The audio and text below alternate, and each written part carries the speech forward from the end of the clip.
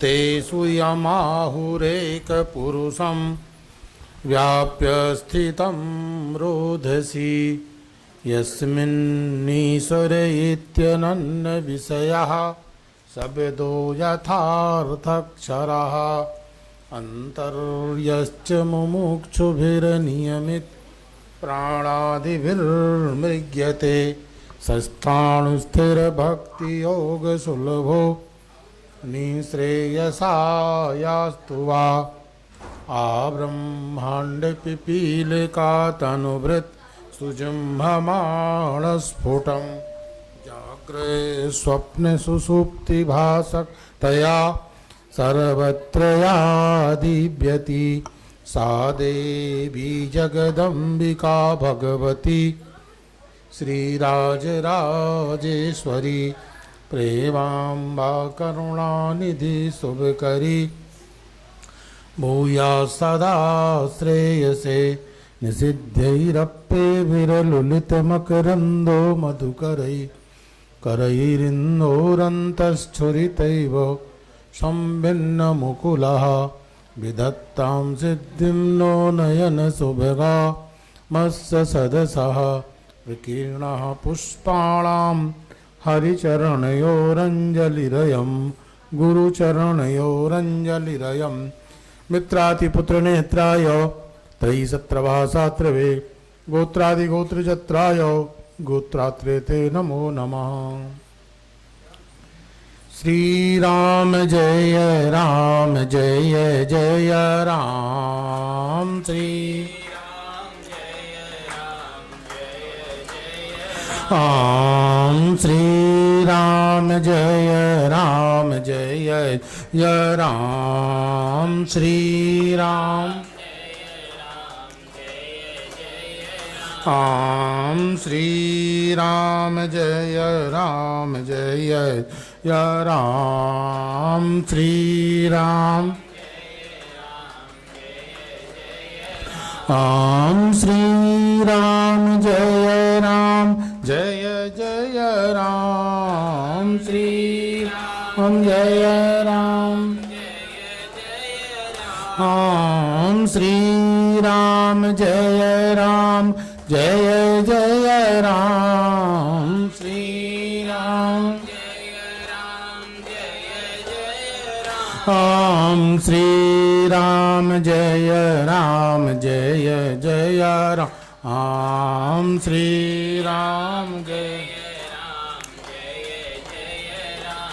राम श्री राम जय राम जय जय राम श्री राम धर्म की अधर्म का प्राणियों में विश्व का गौ माता की गौ हत्या जगत गुरु शंकराचार्य जी महाराज की ज्योतिष पीठाधीश्वर महाराज की द्वारका शारदा पीठाधीश्वर महाराज की पराम्बा भगवती राजराजेश्वरी मैया की सिद्धेश्वर भगवान की चंद्रमौलेश्वर भगवान की प्राण पुरुषोत्तम भगवान की हर हर महादेव। कथा स्थल पर विराजमान विद्वत वृंद, धर्मानुरागी सज्जनों, देवियों, हम सभी लोग बड़े भाग्यशाली हैं कि सद्घन चिद्घन आनंद घन परब्रह्म परमात्मा की दिव्य अमृतमयी कथा का रसास्वादन करने के लिए इस स्थल पर समवेत हुए हैं।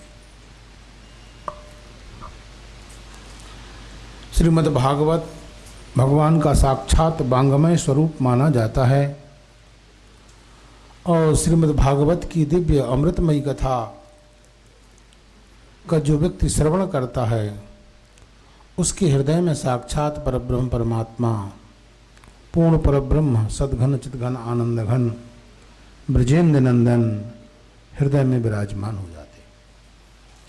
इसलिए भागवत के महत्व की चर्चा आती है, कथा प्रारंभ हो उसके पहले श्रीमद् भागवत का महात्म आता है। ये महात्म जो है 6 अध्यायों में वर्णित है, क्योंकि जब महापुरुषों का आगमन होता है तो उनके आगमन के पहले उनकी आसन पहले आ जाती। ऐसे ही ये बांगमय स्वरूप हमारे अंतःकरण में आए, उसके पहले उसके महत्व को हम लोगों को जान लेना चाहिए। भागवत के महात्म का श्रवण करने मात्र से व्यक्ति समझ लीजिए पाप से मुक्त हो जाता। पाप के हमारे यहाँ 3 अधिष्ठान माने जाते हैं। एक तो मन में पाप आता है, दूसरा शरीर में पाप आता है और तीसरा प्राण में पाप आता है। तो मन के दोषों पर, शरीर के दोषों पर और प्राण के दोषों पर जो विजय प्राप्त करा दे वह है श्रीमद् भागवत।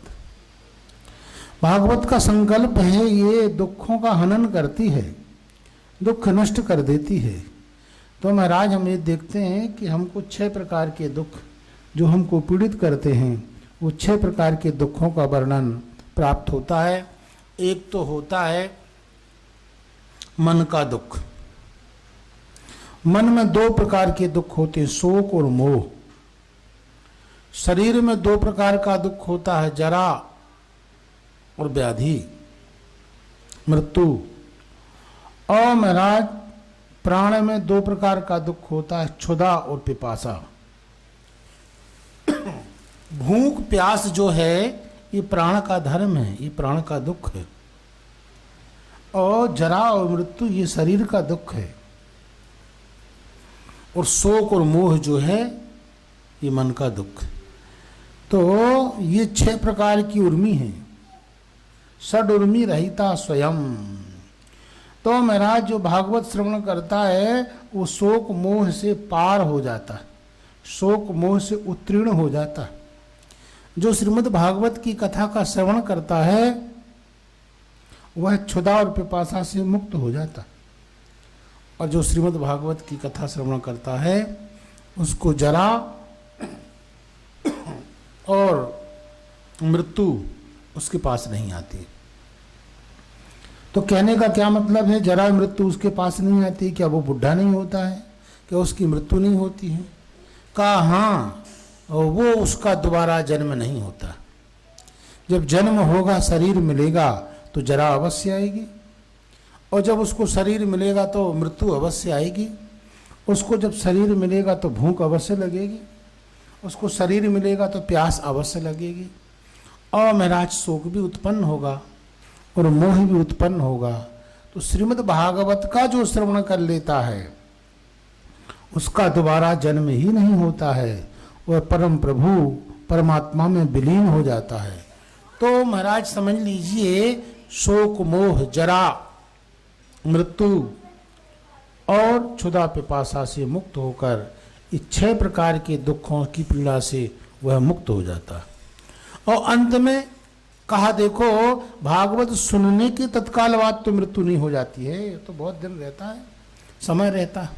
कहा हाँ ठीक बात है, जब तक वो रहेगा उसको कहते हैं। अंत में 4 अध्याय में भागवत के महत्व का वर्णन है। तो कहने का अभिप्राय है कि उसको 4 वेदों का ज्ञान भी हो जाता है, उसको 4 प्रकार के वेदों का ज्ञान हो जाता है और 6 प्रकार के दुखों का हनन हो जाता है। तो कहने का अभिप्राय है कि जो 10 अधिष्ठान है,